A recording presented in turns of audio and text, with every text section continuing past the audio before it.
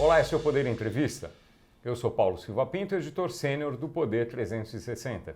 E eu sou Natália Veloso, repórter do Poder 360.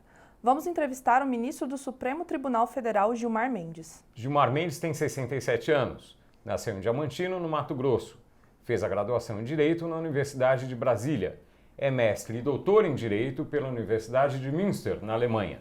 E em 1985 tornou-se procurador da República. De 2000 a 2002, no governo de Fernando Henrique Cardoso, foi advogado-geral da União. Em 2002, foi escolhido ministro do STF. Ministro Gilmar Mendes, muito obrigado por essa entrevista. Boa noite, Paulo. Um prazer enorme estar aqui.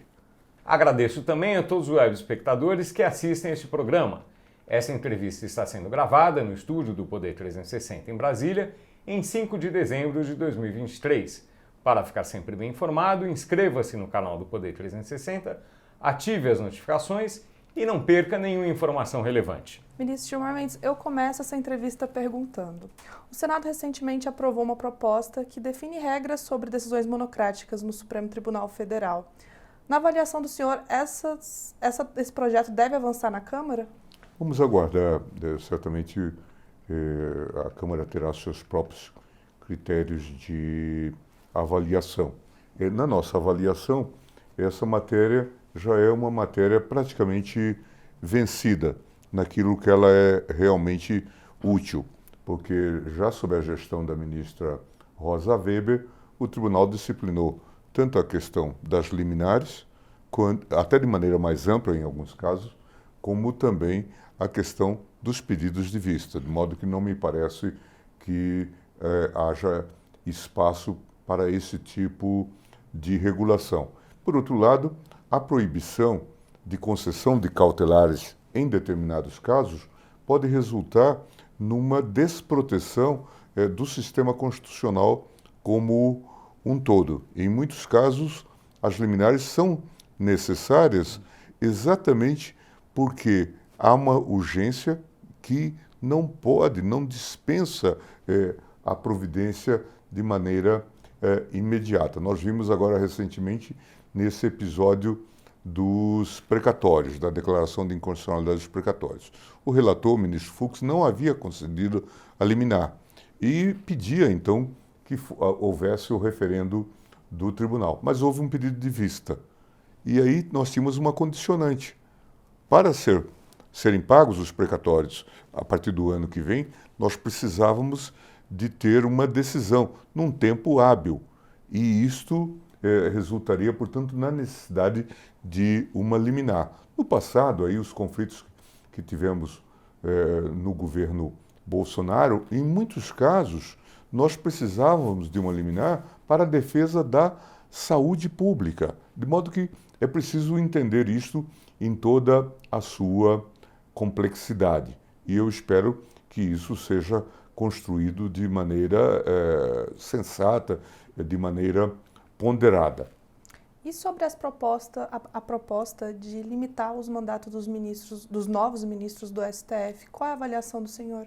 Também aqui me parece que o tema é de extrema complexidade e precisa ser discutido com muito cuidado. Há cortes constitucionais no mundo que têm mandato. Há cortes também que não têm mandato, que têm limite de idade. Então isso já é uma simplificação. Normalmente essas propostas vêm embutidas ou vêm complexificadas com a ideia de uma divisão no sistema de indicação. Significa dizer, Câmara, Senado e Executivo participam da indicação. A gente tem algum modelo semelhante no Brasil? Temos. O Tribunal de Contas da União. Esse é um bom modelo? Câmara, Senado e Executivo indicando, é um bom modelo? É uma pergunta que eu deixo aos ouvintes. O senhor tem resposta para essa pergunta? Acho que não.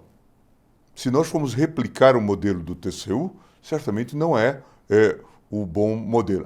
Mas nós podemos colocar a OAB para definir. As escolhas da OAB merecem consenso? Alguém tem criticado isto? Ou mesmo a escolha de tribunais? É razoável que, para a OAB, como tem ocorrido, 3 membros do Conselho da OAB definam todos os integrantes de suas listas? Como se diz que ocorre? É razoável. Querem discutir isso? Vamos discutir com profundidade. Agora, a reforma do Judiciário é uma tarefa complexa. Veja, a última reforma que nós tivemos, feita de maneira bastante responsável, ela começou em 92. A tal emenda Bicudo, o tal controle externo do Judiciário. Em 93 começa a chamada proposta de revisão constitucional com Jobim. Sabe quando que isso termina? Em 2004. São 12, 13 anos discutindo essa matéria. É preciso entender essa complexidade. Não é muito fácil você mudar um modelo que remonta a Rui Barbosa, 1890. Ah, deu certo, deu errado? Na verdade, nós precisamos compreender as instituições com essa complexidade. Eu não posso sentar aqui e dizer agora eu tenho uma série de ideias, de reformas e vou mudar todo o sistema constitucional. Eu sempre lembro, Paulo e Natália, do Reformador da Natureza, um personagem de Monteiro Lobato, que saiu fazendo a reforma da natureza e disse: a jabuticabeira é uma árvore muito frondosa. E por que as abóboras estão no chão? As abóboras deveriam estar lá em cima, na jabuticabeira. E ele, como estava muito cansado, Américo Pescapisca era o nome dele. Ele coloca as abóboras lá, imagina-as lá, mas decide tirar uma soneca debaixo da frondosa jabuticabeira. E lhe cai uma jabuticaba no nariz. E ele diz: talvez não seja uma boa ideia colocar as abóboras lá. É preciso que a gente compreenda a complexidade do sistema. Ministro, uma crítica frequente a algumas decisões do STF é que elas estabelecem regras que, de acordo com esses críticos, deveriam ser estabelecidas pelo Legislativo. Qual a sua avaliação sobre isso? Todo esse é um debate válido e importante. Primeiro, não se pode esquecer que a Constituição de 88 introduz um sistema de controle da omissão legislativa inconstitucional. Por quê?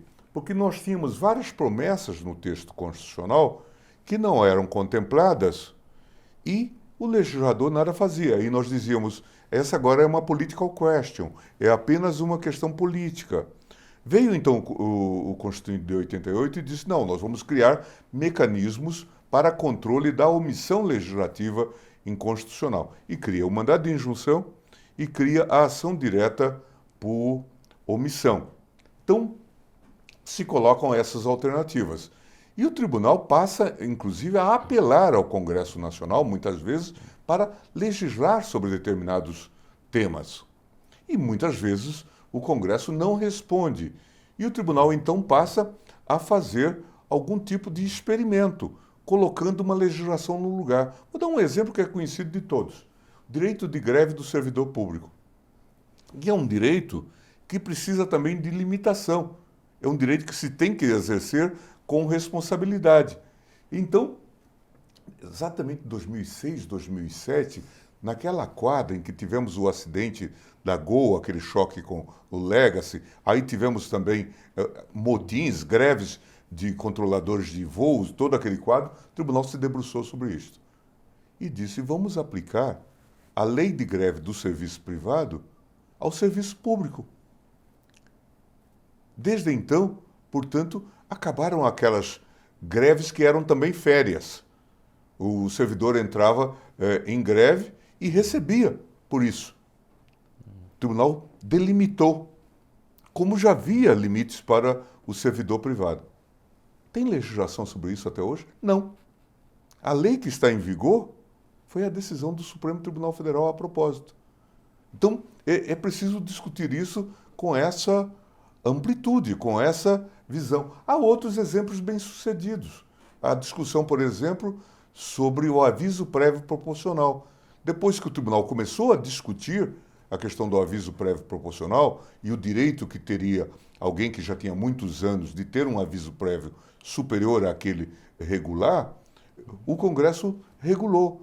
Mas veja, esse é sempre um diálogo institucional complexo. Agora, a Constituição, ela própria cobra do tribunal uma postura mais ativa a partir desses casos do controle da omissão legislativa inconstitucional. Infelizmente, nós temos uma Constituição muito detalhada que contém ainda muitas promessas que não foram ainda satisfeitas. O senhor citou exemplos, quer dizer, esse exemplo dos controladores, que é uma coisa que não foi contestada, e cujo efeito dura muito tempo e talvez funcione muito bem. Há outras situações mais recentes em que houve julgamentos, alguns não concluídos no STF, e que resultaram em projetos no Legislativo se contrapondo a isso. É o caso das drogas, é o caso do marco temporal. Essas decisões do Congresso, esse embate, aparente embate, isso enfraquece o STF? Não, eu acho que é um modelo de diálogo que se estabelece. Vamos pontuar cada caso. O caso das drogas, a rigor, nós temos uma legislação que é de 2006, que já, se não descriminaliza, despenaliza o uso de drogas. Não permite que a pessoa seja presa por isso. Só que nós temos uma confusão que leva a um empoderamento da polícia, que qual é a quantidade de drogas que o indivíduo deve portar para ser considerado usuário ou para ser considerado traficante. O ministro Alexandre fez um detalhado estudo sobre isso e mostrou que em São Paulo, cada delegacia tem um critério para esses fins. E o resultado é que nós, com isso, enchemos mais cadeias com essas pessoas. 40% dos nossos presos, desses 800 mil presos hoje, estão presos por conta de tráfico de droga. E pode ser tráfico de droga em grande escala, transportando caminhões, transportando carros, transportando em aviões, como pode ser, e às vezes chega na turma, 2 gramas de maconha ou de cocaína. É razoável isso? Então, o que o tribunal estava discutindo, apenas seguindo, inclusive, experiências internacionais bem-sucedidas, como a de Portugal, que, nesses casos, não seria só o caso de despenalizar, mas de descriminalizar o porte de drogas. Mas também não se tratava de simplesmente dizer, não, isso você vai poder usar drogas num coffee shop. Não. Podemos tratar como um problema administrativo, podemos ter internação. Isto vira um tema de terapia. Portanto, um tema de saúde pública. Tanto é que em Portugal há uma audiência, a expressão portuguesa é interessante, uma audiência de admoestação. Um aviso de que a droga faz mal, de que as pessoas... E em casos gravíssimos, se permite até mesmo a internação. Mas não se trata num juízo criminal. Por quê? No momento que a pessoa é colocada num juízo criminal, ela já passa a ter um registro de envolvimento com drogas. E isso é ruim para o próprio processo de reeducação e de ressocialização. Na outra temática, a questão do marco temporal, aqui o tribunal, num dado momento, decidiu que era preciso fixar uma baliza e a fixou. O caso de Raposa Serra do Sol tinha sido fixado, e o tribunal preservou a demarcação de Raposa Serra do Sol. Mas disse, doravante, não se façam mais demarcações se não se comprovar a presença de indígena na área em 5 de outubro de 88. É claro que há nuances e que há situações determinadas. Até o caso que o ministro Fachin trouxe é um caso específico de Santa Catarina em que se discute essa questão. Os índios não estavam lá em 5 de outubro porque foram expulsos. Aí havia os caçadores ou matadores de índios, ou coisas do tipo, remontando aos anos 30 e coisas do tipo, que também já havia ressalva no caso de Raposa Serra do Sol. E o tribunal agora veio e fixou, dizendo, havendo pessoas na área e querendo fixar índios no local, tem que haver pagamento. Mudando, portanto, todo o entendimento que havia sobre isto. Fez, portanto, uma visão ponderada sobre o assunto. Mas é um tema que mexe com interesses e com a população. E é preciso que haja um encaminhamento. De novo, a gente está falando de omissão. Nós estamos falando desse dispositivo da Constituição, Constituição que fez 35 anos, agora em 5 de outubro, e essa norma está lá sob demarcação desde o dia 5 de outubro de 88. Veja que nós tivemos aqui uma brutal omissão administrativa. Não demarcamos as áreas. Acho até que há muitos problemas nas demarcações. E em muitos locais, esses conflitos têm a ver com as próprias concepções que se desenvolvem. A ideia, esquecem que no dispositivo constitucional que trata desse assunto, fala de que é necessário dar ao índio um espaço para ele desenvolver dentro do seu habitat, consonante com as suas necessidades. Então, é preciso que haja esse dimensionamento. No momento que a gente sai correndo trena, seguindo a opinião de antropólogos, eu até vivenciei uma situação caricata, uma vez que visitei o sul da Bahia, em que se dizia que havia lá uma ação muito politizada de um tuxaua chamado Babau, e que ele invadia propriedades e tudo mais. Quando eu voltei a Brasília, eu liguei para o Cardoso, ministro da Justiça, e disse: Cardoso, há uma situação de insegurança no sul da Bahia. Ele disse: a gente está com um grave problema lá, porque a FUNAI contratou uma antropóloga portuguesa, mas ela acha que aquela área toda deveria ser uma província de Valença. E, portanto, isso deveria ser independente do estado da Bahia. Mas ela tem um diálogo difícil conosco agora, porque ela está em Timor-Leste. Veja aonde que nós chegamos nessa matéria. Não é? Portanto, há uma série de coisas erradas no próprio processo de demarcação que poderia ser mais racional. Mas, ministro, quando há uma omissão, a obrigação do STF, me corrija, por favor, se eu estiver errado, não é dizer ao Congresso que ele resolva aquele problema em todos os casos? O caso da greve do servidor público, o tribunal disse isso 20 anos antes, até que teve que tomar essa decisão. Mas e nos outros? Também teve? Também tem. O caso da questão do marco temporal é um caso mais delicado, porque o que de fato houve a feitura de demarcações, mas elas não foram completas, tanto é que há essas reivindicações. E hoje nós temos conflitos, em razão também, talvez de possíveis omissões localizadas. Mato Grosso do Sul, o que se diz é que os aldeamentos dos índios guaranis seriam insuficientes e aí tem aqueles casos de suicídio e coisas do tipo. Em uma área hoje altamente antropizada e de valiosíssimos custos, né? As pessoas falam que há riscos de conflitos e coisas desse jaez. É preciso que se construam soluções em relação a toda essa temática e se discuta com a racionalidade esse tema. Eu acho que a participação do tribunal aqui é um chamado ao debate, à construção, à racionalidade. Não é? A rigor, nós somos todos devedores dos índios, considerando que nós ocupamos os espaços.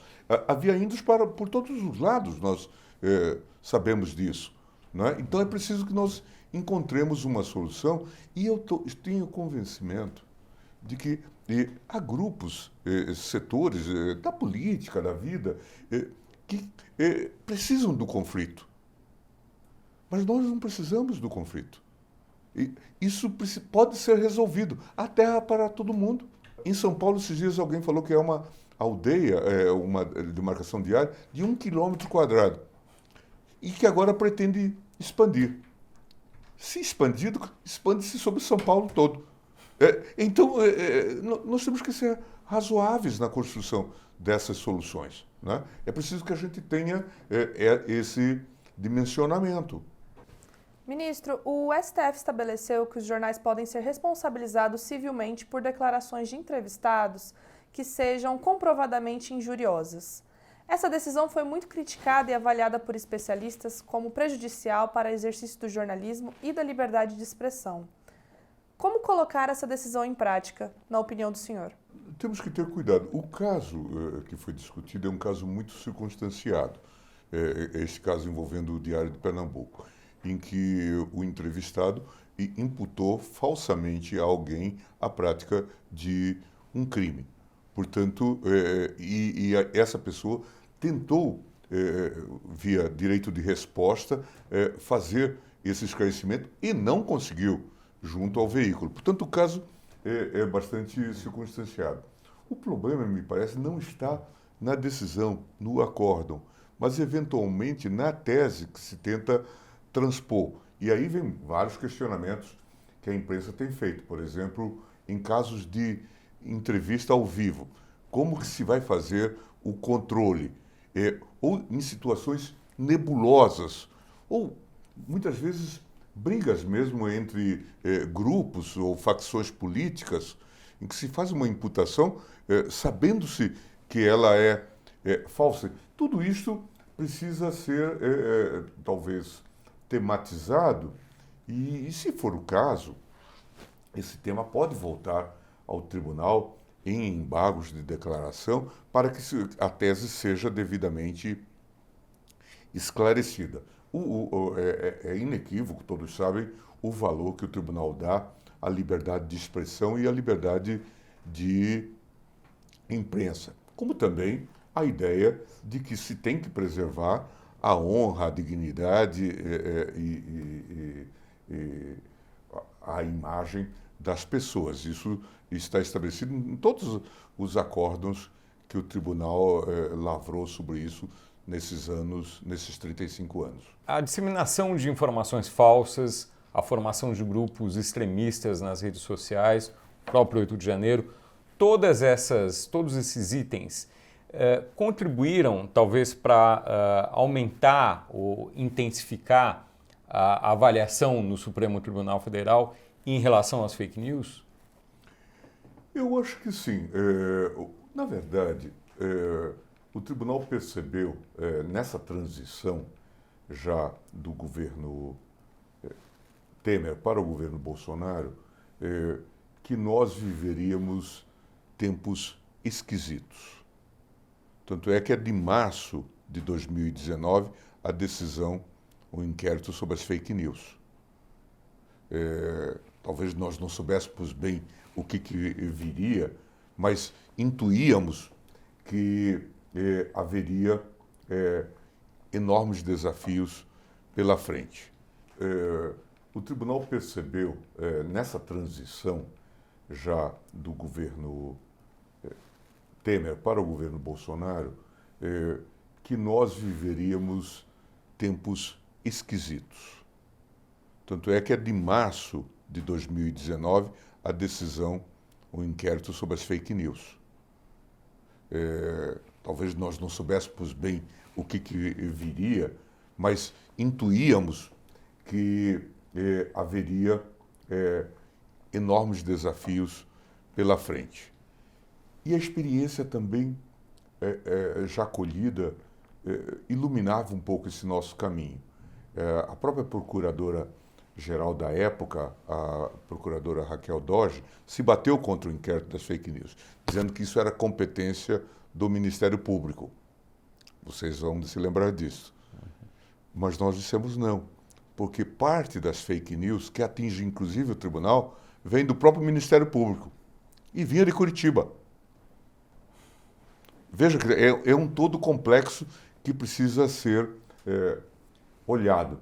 E por isso o tribunal se louvou no artigo 43 do regimento interno, uma velha norma que constou do nosso regimento desde tempos aí imemoriais e portanto, trouxe esse inquérito que é muito hoje criticado e muitos pedem o seu fim, mas que, na verdade, se desenvolveu dentro de um pensamento de possibilidades, e eu estou convencido de que foi uma resposta adequada para aquele momento em que havia muita debilidade no tratamento dessas questões e muitos ataques vindo do próprio governo, diretamente do próprio presidente Bolsonaro, que passou a temer pelo menos alguma coisa, o inquérito das fake news, quando já não temia ações da Procuradoria-Geral da República.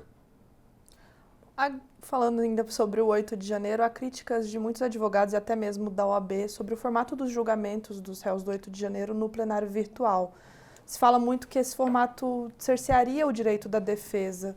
Qual é a avaliação do senhor sobre essas críticas? Eu acho que todas as críticas nós devemos receber com muita humildade. E, evidentemente, o direito de defesa deve ser sagrado. O tribunal tem sido respeitoso do direito de defesa. Se nós olharmos toda a estrutura do processo virtual e compararmos, por exemplo, o do Supremo com o do STJ, nós não temos julgamento secreto. O colega coloca o voto lá e nós, em seguida, podemos divergir, pedir vista, pedir retorno para o plenário físico, né, o chamado destaque. Portanto, tudo isso é possível. E a apresentação da defesa também é facultada. Nós recebemos, ainda agora, antes de vir para cá, eu estava recebendo advogados que trazem memoriais sobre o plenário físico e sobre o plenário virtual. Portanto, nós procuramos ter o maior número de informações possíveis. E tudo aquilo que for passível de ser feito em relação à melhoria do sistema, nós temos que fazer. Agora, nós não temos como renunciar ao plenário virtual, porque foi isso que nos permitiu dar vazão a esse número imenso de processos. Os senhores acompanham os julgamentos no plenário físico e veem as dificuldades com sustentações orais, pedidos de vista, interrupções as mais diversas, que fazem com que, às vezes, nós consigamos julgar um caso, ou às vezes nenhum, não é? Numa sessão do Supremo Tribunal Federal. Ou levemos 12 ou 13 sessões para julgar, por exemplo, o caso do juiz de garantias, né? Portanto, temos aí problemas de funcionalidade que estamos a discutir, que estamos a debater. Os Estados Unidos estão lidando também com essa temática. O 6 de janeiro deles, em que até agora estão a investigar, não conseguiram julgar. Nós já conseguimos julgar e identificar responsáveis e ninguém está dizendo que nós identificamos responsáveis que não eram responsáveis, pessoas que não participaram. Alguns até discutem a dosimetria, a pena, mas não discutem a participação nesse episódio. De modo que nós devemos receber essas críticas com muito respeito, com muita humildade, devemos estar atentos à melhoria do sistema de julgamento. Nós somos radicais em relação a isso. É fundamental que o julgamento tenha legitimidade, mas é preciso que haja o cuidado para que também a gente não caia na outra vala comum, que é a da impunidade nesse tipo de matéria. Muitas das críticas que têm a ver com essa temática, que está muito ideologizada, porque eu sou muito sensível, como vocês sabem, a toda a temática do aprisionamento ilegal, do aprisionamento excessivo. Eu dirigi os mutirões carcerários de 2008 a 2010, mas eu quero essa discussão para todos os presos. Façamos essa discussão em relação a todos os presos. Alongamento de prisões provisórias, devemos ser contra. Temos que dar uma dinâmica a isso. Esse é um tema, é uma síndrome, é algo ruim para o Brasil. Precisamos cuidar disso. Temos esse aprisionamento excessivo de que falei, inclusive dos supostos traficantes de drogas que podem ser usuários ou têm uma situação ambivalente. Em suma, discutamos isso com abertura de espírito.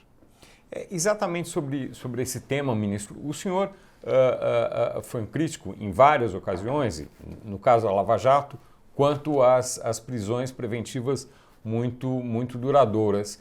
Mas não é o que ocorre no caso dos réus do 8 de janeiro e mesmo em outro, no caso do tenente-coronel Cid, por exemplo? Esse é um debate. Nós tivemos lá presos com mais de 2 anos, lá, que depois fizeram delação. E é um exemplo ruim. Tanto é que tem discussões no Congresso Nacional para aprovarem-se leis que proíbam a delação de quem está preso. Não é? São decisões ou discussões muito razoáveis. Cansei de apresentar esse debate, porque as pessoas só eram soltas depois de fazerem delação. Nós temos inúmeros casos. E agora as delações estão sendo desqualificadas. Casos notórios aí, o caso do Palocci, que as pessoas dizem já era uma mentira, eles próprios diziam, era uma mentira feita a partir de recortes de jornal. Em suma, todo esse quadro. Nós temos aí, eu acho que, um aprendizado. O Brasil tem um histórico de abuso de autoridade que vai de A a Z. E a gente deve olhar e tentar qualificar um pouco isso. Estou tranquilo também em relação a isso, porque fui eu que coloquei no Pacto Republicano, lá atrás, que a gente firmou à época com o presidente Lula e com os presidentes da Câmara e do Senado, o projeto de lei de abuso de autoridade, vocês se lembram, que levou 10 anos para ser aprovado. E foi muito desidratado no Congresso, porque havia pressão da Lava Jato contra a lei de abuso. Um dos líderes contra a lei de abuso de autoridade se chama Moro. Veja, nós devemos, de fato, repudiar todos esses abusos e cuidar para quê? Não para que todos sejam liberados, mas para quem cometeu crime seja julgado e, a partir daí, seja condenado, né? E cumpra a pena, se for o caso. Ministro, algum tema aqui que não tenha sido perguntado, sobre o qual o senhor queira se Não, eu queria comentar, agradecer a oportunidade que a gente teve de dialogar sobre temas tão difíceis. E eu gostaria de deixar a mensagem que eu sempre repito. Obviamente que o tribunal pode ter erros e pode cometer erros. Eu, quando cheguei ao tribunal no dia 11 de janeiro, depois do episódio do dia 8, vocês se lembram, eu fiz 2 perguntas. A primeira, o que nós fizemos de errado para chegarmos até aqui? Porque era visível o estrago que se tinha feito, a raiva que se tinha depositado contra o tribunal. Embora seja muito difícil fazer essa comparação, mas se nós olharmos os danos causados no Congresso Nacional, no Palácio do Planalto e no Supremo Tribunal Federal, nós vamos ver que se devotou um ódio, uma raiva muito maior sobre o tribunal. A outra pergunta, e essa pergunta a gente tem que continuar respondendo, é: o que nós devemos fazer para evitar que isso se repita?